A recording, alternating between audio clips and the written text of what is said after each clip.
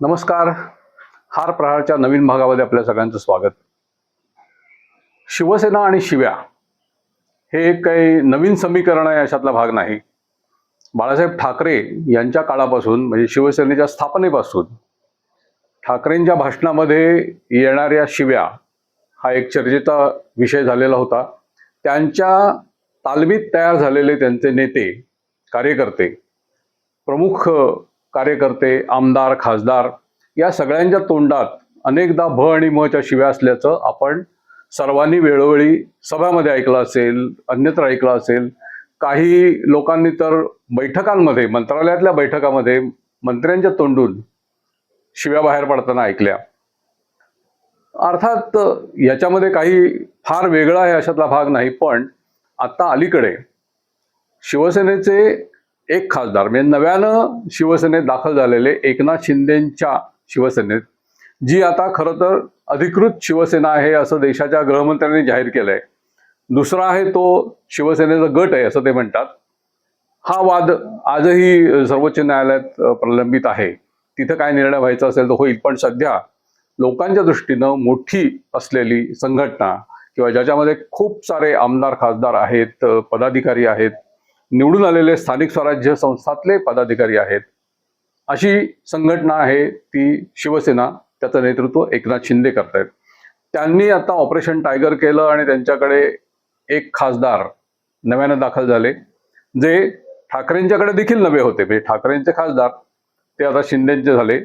संजय दिना पाटील यांच्या तोंडात असलेल्या शिव्या किंवा त्यांनी आपण पूर्वी काय काय केलं किंवा आपल्या वतीनं किंवा आपल्या घरामध्ये काय काय घडलं याचं जे काय वर्णन गेल्या काही दिवसात टीव्हीच्या माध्यमातून आपल्या समोर आलं ते लोकांना धक्कादायक वाटलं.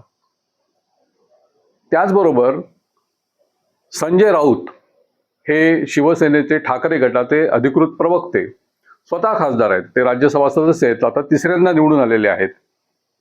अशा खासदारांच्या तोंडी देखील माध्यमांच्या वरती व्यक्त होत असताना शिव्या याव्यात हे घडलेलं आहे. त्या शिव्यांना उत्तर त्याच पद्धतीनं देण्याचा प्रयत्न कदाचित संजय दिना पाटील यांनी केला असेल. पण त्याच्यात त्यांनी माध्यमांच्या वरती आगपाखड केली आणि ते प्रकरण अधिक चिघळलं असं आपल्याला दिसतं. मराठीचा मुद्दा हा या सप्ताहामध्ये आणखीन गाजला. तो विधानसभेचे अध्यक्ष राहुल नार्वेकर यांनी शोकप्रस्तावावर एक भाषण केलं. आताची पद्धत अशी आहे की शोकप्रस्ताव जेव्हा विधानसभेत येतात तेव्हा अध्यक्ष हे एकटेच त्याच्यावर बोलतात आणि सभागृहामध्ये उभं राहून जे दिवंगत नेते किंवा विशेष व्यक्तिमत्व आहेत त्यांना आदरांजली वाहिली जाते आणि तो विषय संपतो. हे बोलत असताना त्या दिवशी नार्वेकर हे आशाताई भोसले यांना आदरांजली, श्रद्धांजली वाहत होते. ते करताना त्यांच्या तोंडून व्याकरणाच्या, उच्चाराच्या आणि नावांच्या इतक्या भयंकर चुका लोकांना ऐकायला मिळाल्या की काय मराठी भाषेची ही दशा आहे, अवस्था आहे असं लोकांना वाटावं.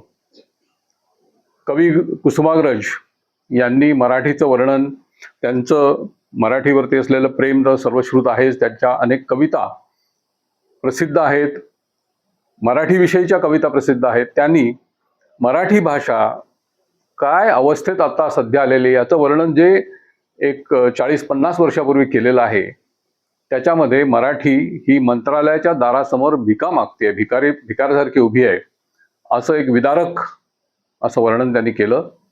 आजही मराठी भाषा ही विधिमंडळात एखाद्या भिकाऱ्यासारखी उभी असलेली आपल्याला सर्वांना दिसली.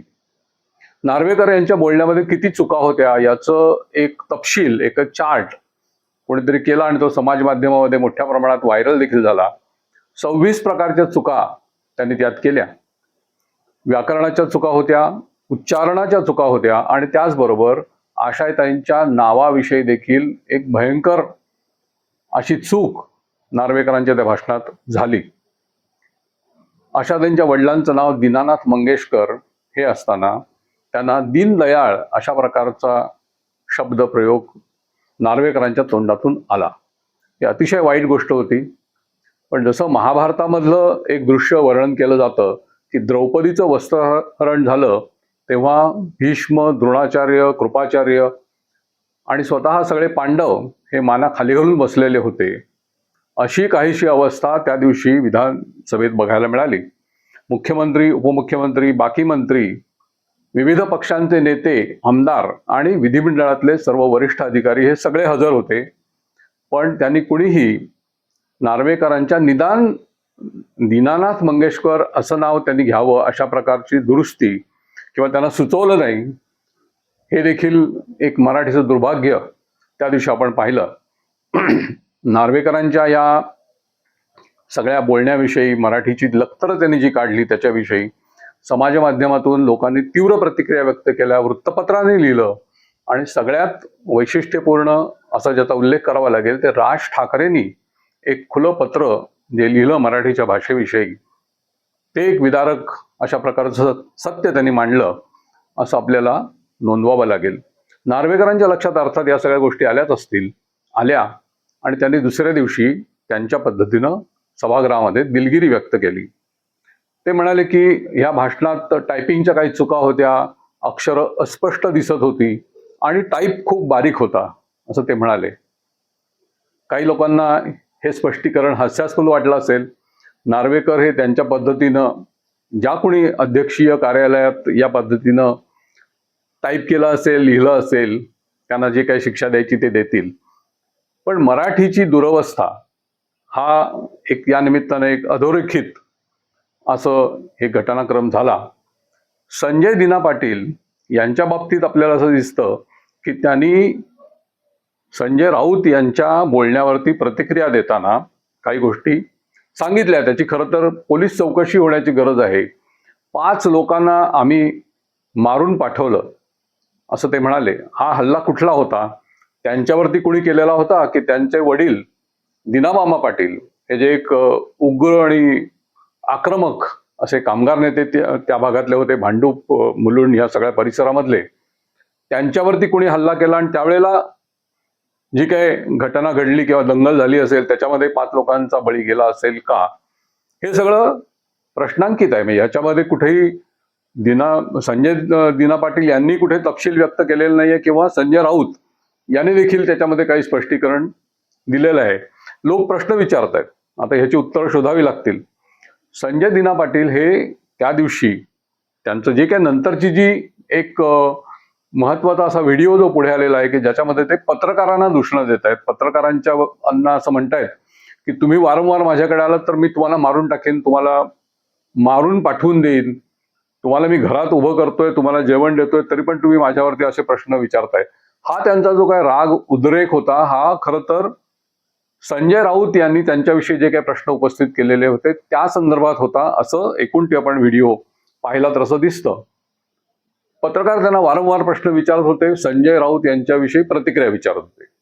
संजय राऊत हे भांडुपला राहतात आणि संजय पाटील हे देखील त्याच परिसरात राहतात. हे दोघे सख्खे शेजारी, आता पक्के वैरी झालेले आपल्याला सध्याच्या राजकारणाच्या चौकटीमध्ये दिसतंय.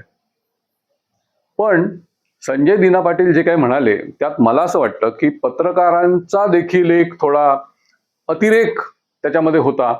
की संजय राऊतांनी काय बोललं की त्याच्यावर संजय पाटलांनी प्रतिक्रिया दिली पाहिजे अशी अपेक्षा ही कदाचित त्या चॅनेलच्या जे संपादक वर्ग असेल त्यांची असते आणि त्यामुळे ते पत्रकारांना पळवतात आणि पत्रकारांना अशा प्रकारे लोकांना प्रश्न विचारावे लागतात.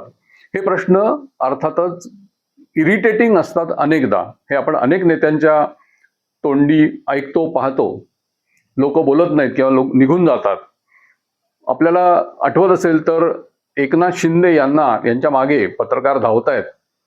गेल्या काही दिवसातल्याच ही दृश्य आहेत, काही प्रसंग आहेत की जेव्हा ऑपरेशन टायगर हे त्यांचं अगदी ऐन भरात होतं आणि खासदार आता फुटणार की न फुटणार अशी परिस्थिती होती, तेव्हा एकनाथ शिंदे हे काही बोलत नाहीत पत्रकारांची, ते नुसतं हात करतात आणि निघून जातात. अशी दृश्य आपण पाहिली. कदाचित प्रश्नाची उत्तरं टाळावीत किंवा कशा प्रकारे उत्तरं न देता उत्तर दिल्यासारखं पत्रकारांना भासवावं असे कौशल्य जे अन्य राजकीय नेत्यांकडे आहे असतं ते संजय दिना पाटील यांच्याकडे नाही. ते एक रफ टफ अशा प्रकारचं त्यांचं व्यक्तिमत्व आहे, ते तसेच व्यक्तही होतात. ते काही फार बोलण्यासाठी किंवा फार चांगलं बोलण्यासाठी प्रसिद्ध आहेत असं नाही, पण आता या प्रसंगामध्ये त्यांच्यावर वारंवार पत्रकार जेव्हा एक प्रकारे प्रतिक्रियांसाठी आक्रमकपणे त्यांच्या पुढे येत होते, हल्ले करत होते असं आपण म्हणू शकतो, त्याची एक शाब्दिक तीव्र प्रतिक्रिया त्यांनी व्यक्त केली. ते अर्थात चुकीचंच होतं. म्हणजे पत्रकारांना कुठल्याही प्रकारे त्यांनी अशा प्रकारे दूषणं देणं किंवा त्यांना मारून टाकीन अशा प्रकारची भाषा वापरणं हे गैर आहे. त्याचा निषेध व्हायला पाहिजे आणि तो सर्वत्र झाला. पण त्याच वेळेला मला असा प्रश्न पडतो की पत्रकार म्हणून आम्हाला असलेलं जे काही स्वातंत्र्य आहे हे आम्ही कुठल्या मर्यादेपर्यंत हे पुढे न्यायचं, वागवायचं, वावरायचं त्या पद्धतीनं, माईक पुढे पुढे करायचा, नेते झटकतात, मागे हटतायत किंवा गाडीच्या काचा वर करतायत असं दृश्य आपण अनेकदा टीव्हीच्या पडद्यावर बघतो. हे कुठंतरी आमच्या मर्यादा आम्ही सांभाळायच्या की नाही पत्रकारांनी, हे देखील आता ठरवण्याची, याच्यामध्ये एक आचारसंहिता असण्याची गरज मला स्वतःला वाटते. माध्यम काय पद्धतीनं वागतात आणि कशा त्याच्या प्रतिक्रिया होतात हे आपण कसाबनी जेव्हा मुंबईवरती त्याच्या अतिरेक्यांनी मुंबई शहरावरती जो भीषण असा हल्ला 2008 मध्ये केलेला होता, त्याच्या वेळेला ज्या प्रतिक्रिया आपण पाहिल्या तेव्हा असं लक्षात आलेलं होतं की आपली माध्यमं ही एअर इंडिया इमारत असेल, ताजमहाल हॉटेल असेल, या ठिकाणी अशा पद्धतीनं कॅमेरे लावून होते आणि तिथे होणाऱ्या लष्कराच्या आणि पोलिसांच्या सर्व हालचाली हे लाईव्ह कव्हरेजमध्ये दाखवलं जात होतं. याचा फायदा अतिरेक्यांनी घेतला. ही अगदी सत्य घडलेली घटना आहे, आपल्या सगळ्यांना आठवत पण असेल. हे होणं चुकीचंच आहे, हे देखील आपल्याला मान्य करावं लागेल. इथे कुठंतरी माध्यमांची मर्यादा असायला हवी आणि ती पाळली जायला हवी. बीबीसीवरच्या असणाऱ्या बातम्या ज्या आपण बघतो त्याच्यात त्यांचे जे अँकर असतात किंवा पत्रकार असतात हे आक्रमकपणानं अंगावर जाऊन लोकांना प्रश्न विचारत नाहीत, ते एका विशिष्ट पद्धतीनं बोलतात. याची देखील आपण चर्चा करतो. त्याच्या उलट आपल्या अँकरचं आणि सगळ्या माध्यमांचं वागणं असतं हे आपल्याला दिसतं. आता ह्याच्यात कोण चुकलं, कोण बरोबर आहे, हा खरं तर आपण सगळ्यांनी मिळून करण्याचा विचार आहे. या सगळ्या माहितीविषयी, ह्या निवेदनाविषयी आपल्याला काय वाटतं, याच्या प्रतिक्रिया आम्हाला जरूर कळवा. आमचं नवराष्ट्र चॅनेल हे आपण सबस्क्राईब करा आणि आपल्याला हा व्हिडिओ आवडला तर अवश्य पुढे पाठवा. धन्यवाद.